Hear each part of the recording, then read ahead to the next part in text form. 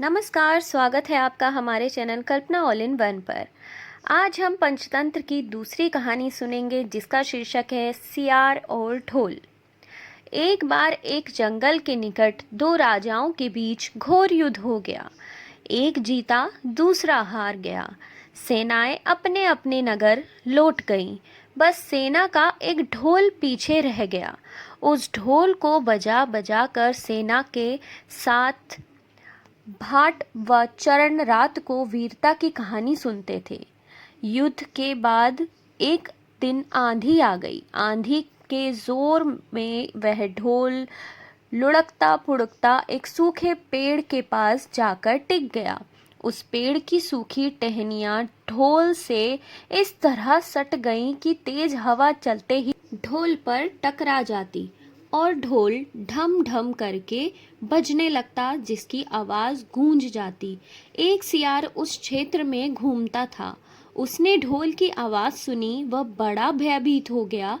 ऐसी अजीब आवाज़ कहाँ से आ रही है? आवाज़ बोलते पहले उसने किसी जानवर को तो नहीं सुना था।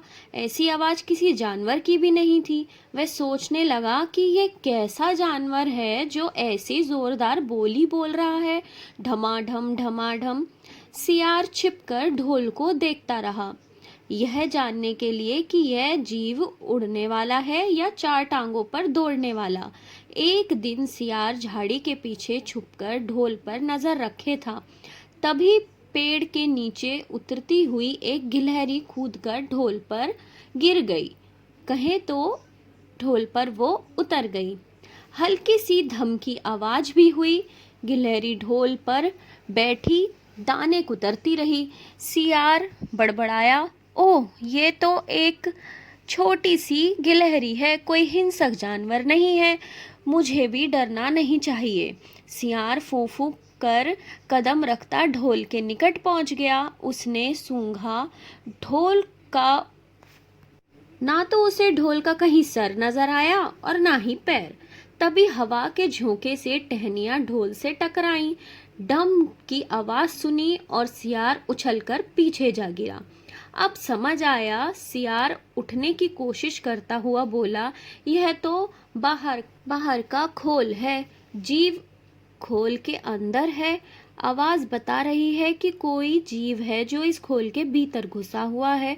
वह मोटा ताजा होना चाहिए, चर्बी भी बड़ा ही भारी शरीर दिखाई देगा, क्योंकि ढोल के अंदर जो बैठा होगा उसका शरीर जोरदार तो होना चाहिए। तभी एक धमधम की जोरदार बोली बोलता है। अपनी मांद में घुसते ही सियार बोला, ओ सियार, दावत खाने के लिए तैयार हो जाओ। एक मोटा ताजा शिकार का पता लगा कर आया हूँ। सियार पूछने लगी, तुम उसे मारकर क्यों नहीं लाए? सियार ने उसे छिक्की दी और उससे कहा, क्योंकि मैं तेरी तरह मूर्ख नहीं हूँ। वह एक खोल के भीतर छुपा बैठा है। खोल ऐसा है कि उसमें दो तरफ सूखी चमड़ी की दरवाजे हैं। मैं एक तरफ से हाथ डालकर उसे पकड़ने की कोशिश करता तो वह दूसरी तरफ से भाग जाता। इसी वजह से मैंने उसको नहीं पकड़ा। फिर वो दोनों चांद निकलने पर ढोल की ओर गए। जब वे निकट पहुंच रहे थे तो फिर वहां से टहनियां ढोल पर टकराईं और डम डम की आवाज आने लगी।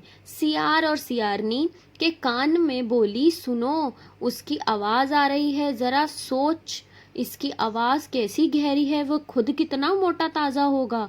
दोनों आपस में बातें करने लगे। दोनों ढोल को सीधा कर उसके दोनों ओर बैठ गए और दांत लगा।